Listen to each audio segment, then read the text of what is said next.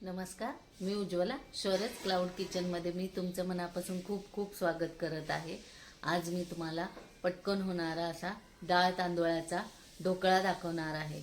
एकदम स्पॉन्जी, मऊसूत आणि जाळीदार असा होतो. चला तर मग रेसिपीला सुरुवात करूया.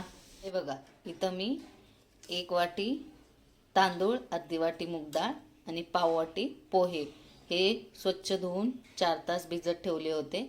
आता हे आपण मिक्सरला वाटून घेऊया 2 बॅचेसमध्ये. आणि त्याच्यात हे बघा 1 चमचा असा एवढाच दही घालून बारीक वाटून घ्यायचं आहे. हे बघा असं मिक्सरला लावून वाटून घ्यायचं आहे. हे बघा अशी फ्लोईंग कन्सिस्टन्सी पाहिजे, पातळ पण नाही आणि घट्ट पण नाही. आता हे किचनच्या उबदार ठिकाणी झाकून रात्रभर ठेवूया, म्हणजे पीठ चांगलं फर्मेंट होईल.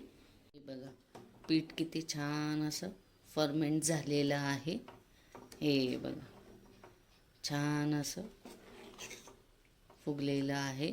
आता याच्यात चवीनुसार मीठ आणि हळद घालायचे आहे आणि हलवून घ्यायचं आहे.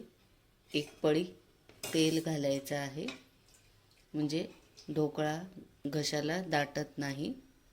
आणि चांगलं फेटून घ्यायचं आहे. त्याच्यात हे बघ अर्धा चमचा सोडा घ्यायचा आहे, तो घालून चांगलं फेटून घ्यायचं आहे पीठ. हे बघा चांगलं पीठ फेटलेलं आहे. हे बघा कसे छान असे बबल्स आलेले आहेत. आता हे तेल लावलेले हे आहे स्टीमची प्लेट, त्याच्यात हे घालायचं आहे. ते मी पाणी आधीच उकळायला ठेवलेलं आहे. त्याच्यात ही प्लेट घालून 10 मिनटं स्टीम करून घेऊया.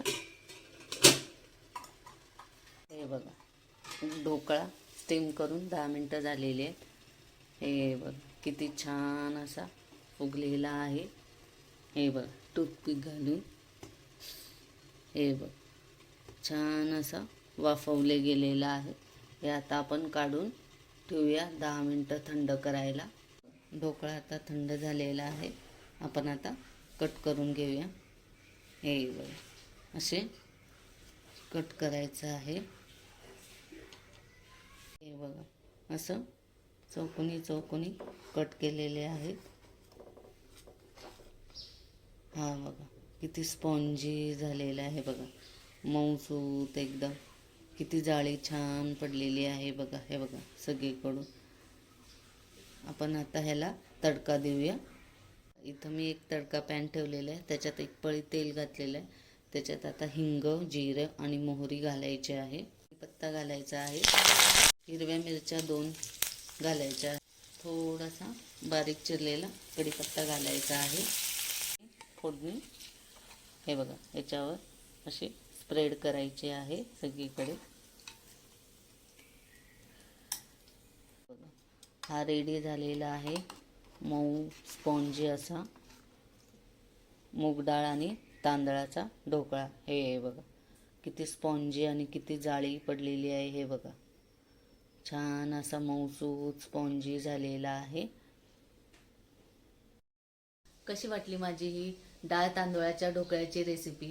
तुम्ही सकाळच्या ब्रेकफास्टला, लहान मुलांच्या शॉर्ट ब्रेकच्या टिफिनला देऊ शकता.